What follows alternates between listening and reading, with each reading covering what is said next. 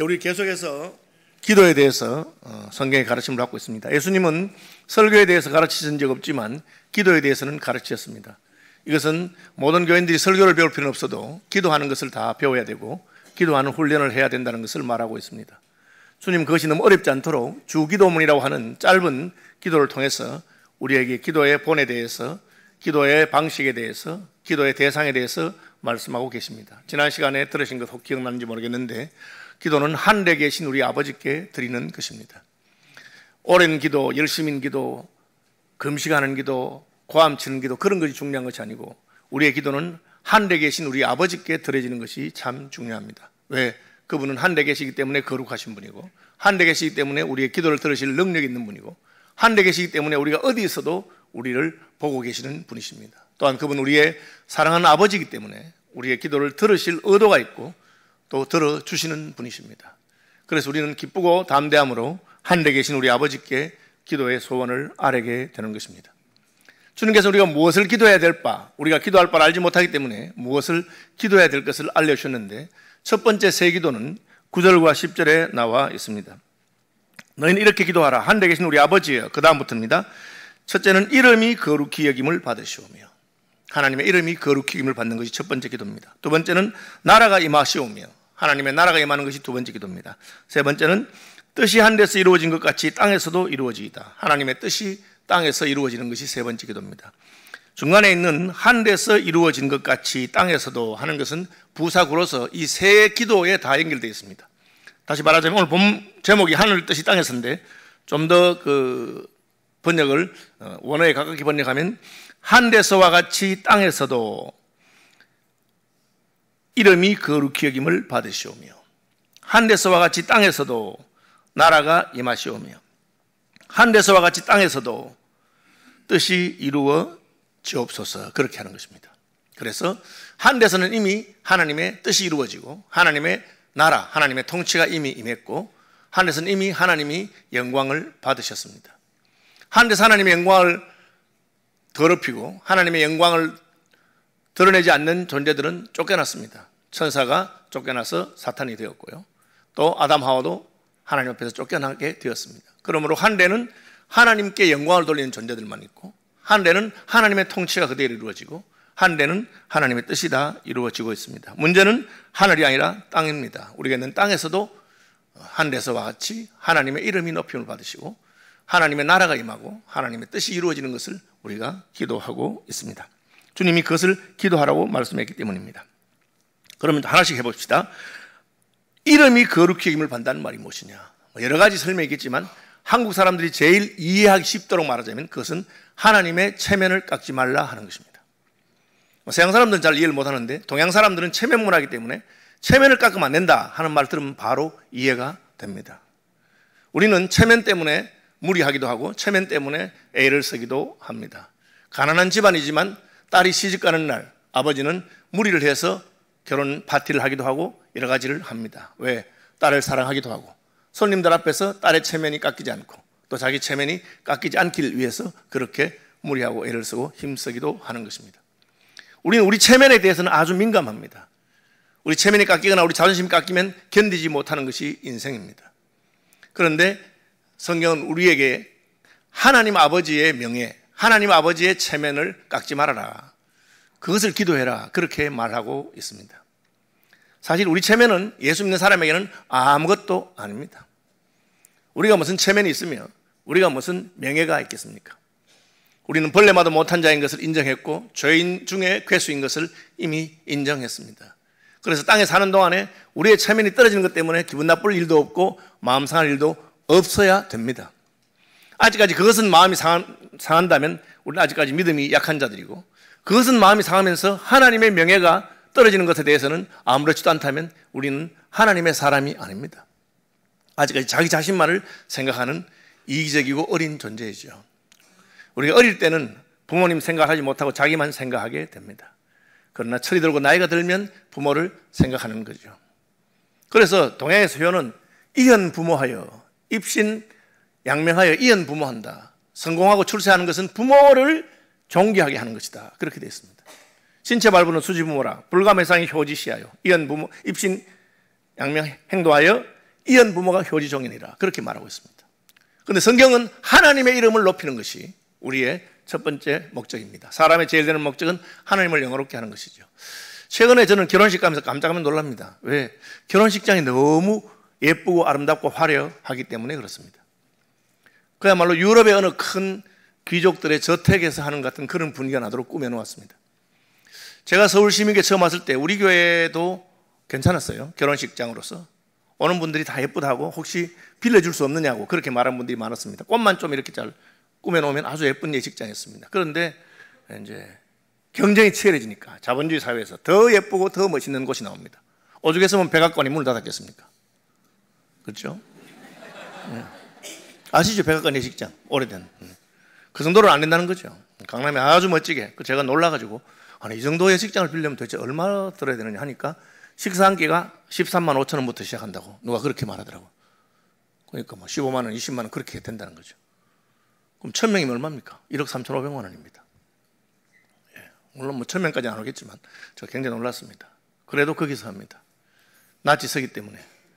저는 조금 사실은 너무 화려한 결혼식에 대해서 반대하는 사람입니다. 제가 어릴 때는 저희를 가르친 목사님은 결혼식 비용은 50만 원 이상 하면 나는 주례하지 않는다 그렇게 말씀하셨습니다. 옛날이니까 요즘으로 말하면 한 500만 원 되겠죠. 500만 원보다 더 들면 줄 안 한다. 그걸 어떻게 합니까? 새 양복 사지 말고 있던 양복 세탁해서 입고 웨딩드레스 입을 필요 없고 그냥 한복 입고 하거라 그렇게. 요즘 그러면 다 꼰대라고 말할는지 모르겠습니다. 어쨌거나 그렇게 말씀하셨고 그분은 자기 교회 교인들 중에서 그 이상 쓰면 주례도 안 해주고 굉장히 혼을 내주고 아주 사회적인 위치가 있는 집안에서 결혼했습니다. 체면도 있고 하니까 권사님이 돈을 좀 썼습니다. 그래서 결혼식 했는데 목사님이 예배 시간에 얼마나 혼을 내주는지 권사가 돼가지고 하나님이 복주해서 부자 된 건데 자기 돈인 줄 아느냐 하면서 하나님 돈을 갖다가 그렇게 함부로 자기 체면을 위해서 그렇게 선다고 막 그렇게 혼냈습니다. 아마 그 권사님 목사님 성질 알았기 때문에 혼날 줄 알았는데도 그렇게 하신 것 같아요. 왜? 체면이 있으니까 할 수 없이 그렇게 하신 것 같습니다. 굉장히 꾸절함 들었고 나 같으면 저러면 그 다음 주에 교회 못 나오겠다 그 정도로 혼내시더라고요. 그 주장은 요즘도 가난한 사람들이 젊은 사람들이 돈이 없어서 결혼식을 못 해가지고 동거하고 죄를 짓고 하는데 돈 있다고 그렇게 해서 다른 사람들을 갖다가 주눅이 들게 하고 돈 없는 사람들을 부끄럽게 한다고 막 그렇게 혼을 내시더라고요. 그래도 뭐 사회적 지위가 있고 체면이 있으면 어쩔 수 없이 그렇게 할 수밖에 없는 것인데 우리는 우리 체면 깎이는 것에 대해서는 아주 민감하고 잘 알고 있습니다. 하나님 체면은 어떻습니까? 하나님의 이름이 깎이는 것을 우리가 더 신경을 써야 됩니다. 왜 하나님 이름이 체면이 깎이는데도 가만히 있습니까? 자기가 손해볼 것 같으니까 혹은 그렇게 할 능력이 안 된다고 생각하니까 온 이스라엘이 골리앗 앞에서 하나님의 체면이 깎이고 있습니다. 골리앗이 말했는지 압니까? 1대1로 붙어보자. 너 하나님 섬긴다 안 했나? 너희 중에 제일 센 놈하고 나하고 붙어서 진자는 이긴 자의 종이 되고 진자는 이긴 자의 신을 섬기자 뭐 이런 식으로 떠들었습니다. 사울도 장군인데 장군 출신도 꼼짝 못했습니다. 그런데 어린 다윗이 저 자식 저 누구야? 저놈 누구길래 하나님의 이름을 모욕하고 있구나. 그래 내가 나가지. 내가 한번 붙어보자. 사울왕이 보니까 얘야 너는 아직 소년이고 저 사람은 어려서부터 용사다. 상대가 안 된다. 그래도 다윗은 나가서 박살 내버렸습니다. 그것이 내 체면을 신경 쓰지 않아도 하나님의 체면은 내가 견딜 수가 없다고 하는 것이죠. 왜 그렇습니까? 이스라엘 백성들이 하나님의 체면을 깎아먹은 사건이 또 있습니다. 블레셋과 싸우다가 지니까 언약궤를 끌고 온 거예요. 언약궤를 빼앗겨버렸습니다. 자기들 생각에는 언약궤를 가져오면 하나님이 이기게 할 줄 알았죠. 여러분 하나님은 도깨비 방망이가 아닙니다. 우리가 기도한다고 해서 우리가 원하는 대로 들어주시는 분도 아닙니다. 그거 잘 알아야 되죠. 언약궤를 빼앗기니까 블레셋 사람들이 그 언약궤를 자기들의 신당, 다곤이라고 하는 자기들이 섬기는 신의 신당에다 갖다 놓았습니다. 전리품이죠. 그리고는 흐뭇해하면서 우리가 섬기는 신이 더 세다는 거예요. 어떤 일이 났습니까? 이스라엘은 하나님의 명예를 땅에 떨어뜨렸지만 그 밤에 하나님께서 역사하셨습니다. 아침에 나보니까 다곤 신당의 신이 언약궤 앞에 무릎을 꿇고 이마를 땅에 대고 있습니다. 큰 놈을 누가 넘어뜨렸나? 그래서 이렇게 세웠습니다. 그 다음날 되니까 아예 팔목이 다 부러지고 목이 부러져서 그 앞에 꿇고 있습니다. 그제서야 블레 사람들이 깜짝 놀라서 우리가 잘못했구나. 우리가 이스라엘은 이겼지만 이스라엘의 신이 진노하셨구나 하고는 언약궤를 이스라엘로 돌려보내려고 언언하게 되는 것입니다. 하나님은 자기 영광을 빼앗기시는 분이 아닙니다. 우리는 기도할 때 하나님의 영광을 위해서 그분의 체면을 깎지 않도록 우리가 잘 해야 되겠다고 그렇게 해야 됩니다. 제가 고신총회장이 되었을 때 해외 나가면 참 조심스럽습니다. 왜? 저의 행동 하나하나는 고신총회를 대표하는 것이기 때문에 제가 실수하거나 제가 그냥 잘못하면 그것은 우리 교단의 명예를 깎는 것이 될까 봐 두렵기 때문입니다. 저는 지금 서울시민교회 담임 목사이기 때문에 어디 가면 서울시민교회의 낯을 깎지 않도록 늘 조심하면서 하고 있습니다. 하나님께서는 그런 정도가 아니라 하나님의 명예에 누각하지 않도록 행동하라고 말하고 있습니다. 기도한다고 하는 것은 사실 행동하는 것을 포함하는 것이죠. 하나님의 이름이 높임을 받으시옵소서 그래 놓고는 행동은 제멋대로 한다면 말이 안 되는 것이죠. 신사참배에 굴복한 사람들은 하나님의 명예를 깎아먹은 사람들입니다. 예배하기 전에 예배당 뒤에 일본의 신을 상징하는 부적 같은 걸 하나 붙여놓고 거기에 절하고 그 다음에 예배드리라. 할 수 있겠습니까? 우리는 예배당이 폐쇄되고 쫓겨난다 하더라도 그렇게는 못한다.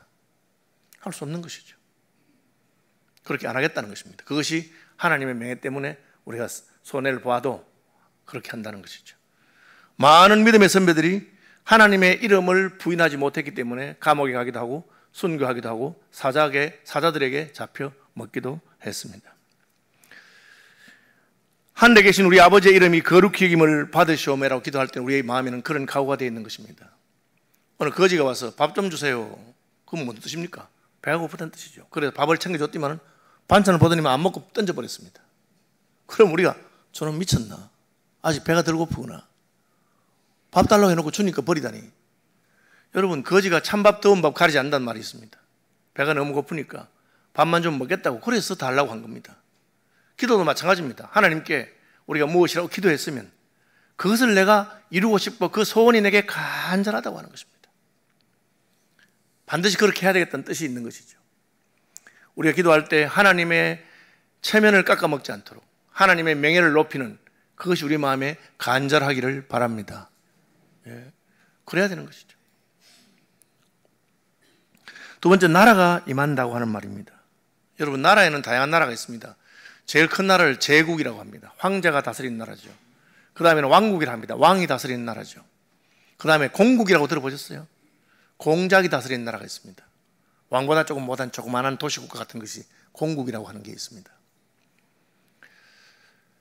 그 다음에 여러분과 제가 살고 있는 민국이 있죠. 민국. 백성들이 사는 나라. 그렇죠. 이시조선은 원래는 왕국이었는데 마지막에 제국으로 이름을 바꿨습니다. 대한제국이라고. 왜? 우리가 꿀릴 게 뭐 있나? 우리도 이제부터 황제로 하겠다 하고 한 겁니다. 물론 스스로 황제 한다고 황제 된 건 아닌데 어쨌든 대한제국이었어요. 대한제국이 망하고 남북으로 갈라 해서 두 나라가 세워졌습니다. 북한은 무슨 나라입니까? 북한은 왕국입니다, 여러분.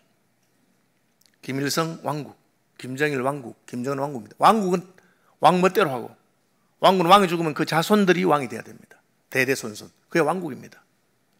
영국에 왕이 죽었는데 후손이 없이 죽었습니다. 그러면 새로운 왕을 세우니 안 합니다. 어디 왕의 사촌이든지 팔촌이든지 왕하고 피가 조금이라도 섞인 사람 찾다 찾으니까 스코틀랜드의 제임스 6세가 영국 왕의 피가 약간 섞여 있어요. 그래서 잉글랜드 신하들이 전부 다 스코틀랜드 가서 스코틀랜드 왕을 영국의 왕도 겸임하라고 그렇게 모셨습니다. 영국에는 제임스라는 왕이 없었기 때문에 영국에서는 제임스 1세고 스코틀랜드에서는 제임스 6세입니다. 그래서 그 한 왕이 두 나라의 왕이 됐습니다. 그래서 잉글랜드와 스코틀랜드가 한 나라가 된 겁니다. 오늘날도 잉글랜드 왕이 취임할 때는 스코틀랜드 에딘버러에 가 있는 에서 취임식을 합니다. 그 전통이 남아있는 것이죠. 왕이 제일 중요하니까. 우리 왕하고 뭐 피가 섞인 사람 누구냐? 그 왕국이라는 뜻입니다.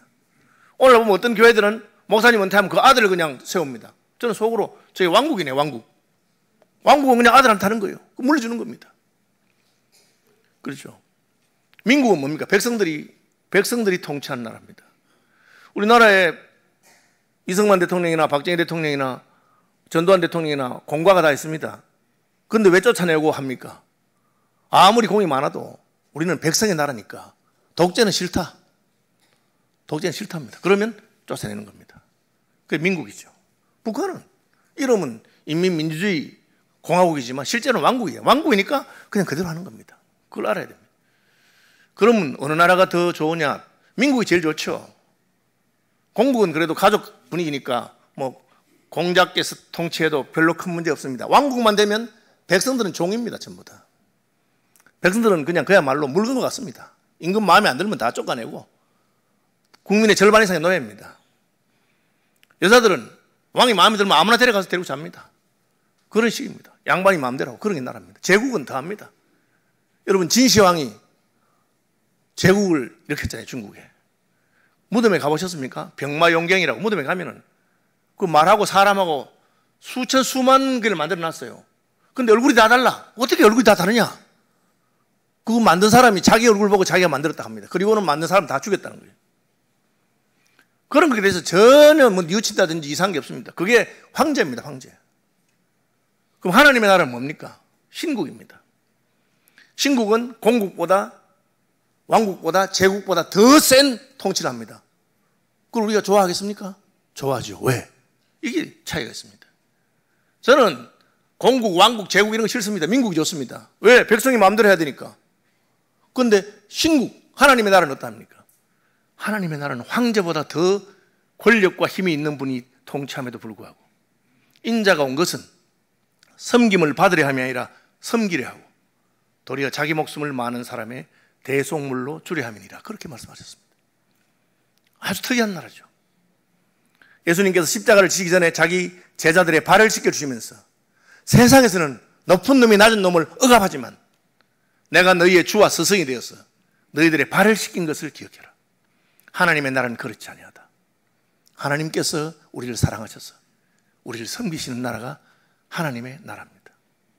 그래서 우리는 하나님 나라 백성이 된 것을 기뻐하고 좋아합니다. 세상 사람들이 이걸 이해하지 못합니다. 이 민주시대에 사람이 자기 하고 싶은 대로 살아야지 무슨 뭐 신을 섬긴다고 하느냐. 왜? 우리가 섬긴 하나님은 세상의 황제나 세상의 우상들과는 다르기 때문에 그렇습니다. 그분은 능력이 무한하시지만 우리를 사랑하시는 분이십니다. 제국에 있으면 좋은 점이 뭡니까? 제국의 권력을 누리는 것이죠. 바울은 로마 제국의 시민이었기 때문에 전 세계를 다니면서 마음껏 비자 없이 다니면서 복음을 전파할 수 있었습니다. 오늘 미국 시민권을 큰 소리 치는 이유가 그러고 우리나라가 좀 잘 살게 되니까 대한민국 패스포트가 큰 소리 치는 겁니다. 제국에는 제국 백성들의 권한이 있습니다. 신국에는 하나님의 나라 백성에게는 말할 수 없는 하나님의 은총과 축복이 있습니다. 그 나라의 백성이 되면 그 의무를 다해야 되는데 그러나 세상의 나라들은 황제 멋대로 왕 멋대로 공장 멋대로 합니다. 하나님의 나라는 그렇지 않습니다. 주께서는 우리를 사랑하셔서 우리를 불쌍히 여기시고 우리를 아껴주시는 분이십니다. 자존심이 강해서 아무 말도 안 듣는 남자가 있습니다. 근데 어느 날 갑자기 이 남자가 태도를 탁 바꿨어. 나는 그대의 노예가 되고 싶습니다 라고 했습니다. 무슨 말입니까? 사랑하는 여자가 생겼다는 것이죠.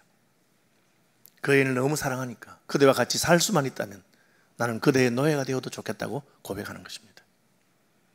우리가 예수님 만나고 나니까 예수님을 주님이라고 부르게 된 것입니다. 왜? 황제보다 왕보다 황제보다 더 높은 하나님께서 우리를 통치하시는데 그 사랑으로 우리를 통치하기 때문입니다. 그래서 우리는 하나님의 나라가 가장 좋은 나라요, 하나님의 나라가 이 땅에 임하기를 기도하는 것입니다. 이것은 세상 사람들이 절대 알 수 없습니다. 예수를 믿어보고 예수님을 왕으로 모셔본 사람만 그 비밀을 압니다. 그래서 나는 예수님의 종입니다. 바울이 예수 그리스도의 종이라고 스스로 자기 신분을 밝힌 것입니다. 제가 아는 장로님 가운데 한 분은 회사를 운영하는데 돈을 제법 잘 버셨어요. 명함 보니까 어느 회사 사장이라고 앉아있고 관리 고래 적어놨어요. 관리가 뭡니까? 왜 뭐 제가 관리하는 장로 아닙니까? 사장님 아닙니까? 뭐 세상 사람들은 사장이라 하죠. 그런데 왜 관리라고 적어놨습니까? 우리 회사 사장은 예수님입니다. 명함에다 그렇게 적어놨어. 관리라고. 그래서 제가 이분이 은혜를 좀 받았구나. 그래도 은혜를 받으니까 내가 관리인 게 전혀 안 부끄러운 거야. 그죠? 그렇게 적어놓은 겁니다. 바울은 예수 그리스도의 종 그렇게 적어놓은 겁니다. 세 번째 기도가 뭡니까? 뜻이 하늘에서 이루어진 것 같이 땅에서도 이루어지다. 하나님의 뜻을 거역할 수 있는 존재가 없습니다. 우주와 만물이 다 하나님의 뜻에 따라서. 파도가 육지를 넘어오지 못하라고 하나님이 경계를 정했으면 파도는 아무리 쳐도 거기까지만 오게 되어 있습니다.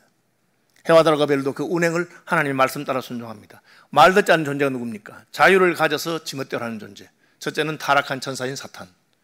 그리고 천사가 타락한 사탄의 꾀에 넘어갔던 인간들이 그렇게 합니다. 그래서 우리는 저는 하나님의 뜻대로 살겠습니다.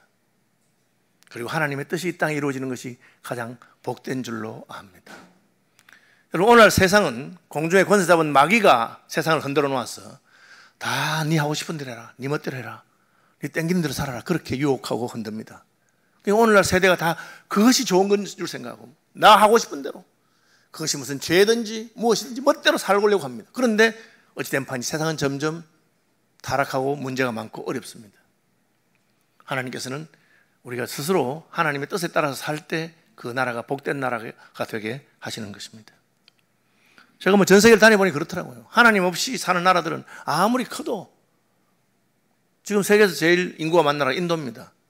15억쯤 되죠. 여러분, 그런데 세계에서 가장 인구가 많고 큰 나라가 아직도 계급이 있습니다. 카스트 제도 아직도 그걸 못 벗어버리고 있습니다. 왜? 그 종교가 힌두교가 그렇게 하는 겁니다. 이슬람권에 아직도 여자들 팍 뒤집어 씌워가지고 그냥 머리카락도 보이면 안 됩니다. 머리카락 보인다고 때려가지고 고문하고 그렇게 한다. 왜? 그 종교가 그렇게 가르치는 겁니다. 우리는 하나님께서 우리에게 주신 가르침과 뜻이 가장 좋다고 믿습니다. 그래서 하나님의 뜻이 이 땅에 이루어지기를. 왜? 그것이 가장 복된 길이기 때문에. 여러분, 여성의 권리나 노예 해방이나 오늘날 우리가 누리고 있는 많은 이런 것들이 성경의 가르침에서부터 온 겁니다. 먼저 기독교를 받아들였던 나라들이 개혁하면서 그렇게 된 것입니다. 예수님께서는 우리에게 기도하라고 합니다. 무엇을 먼저 기도합니까? 하늘에서와 같이 땅에서도 하나님의 뜻이 이루어지고 하나님의 통치가 임하고 하나님의 이름이 높임을 받는 그런 일을 위해서 사시고 그렇게 기도하는 여러분 되시기를 축복합니다.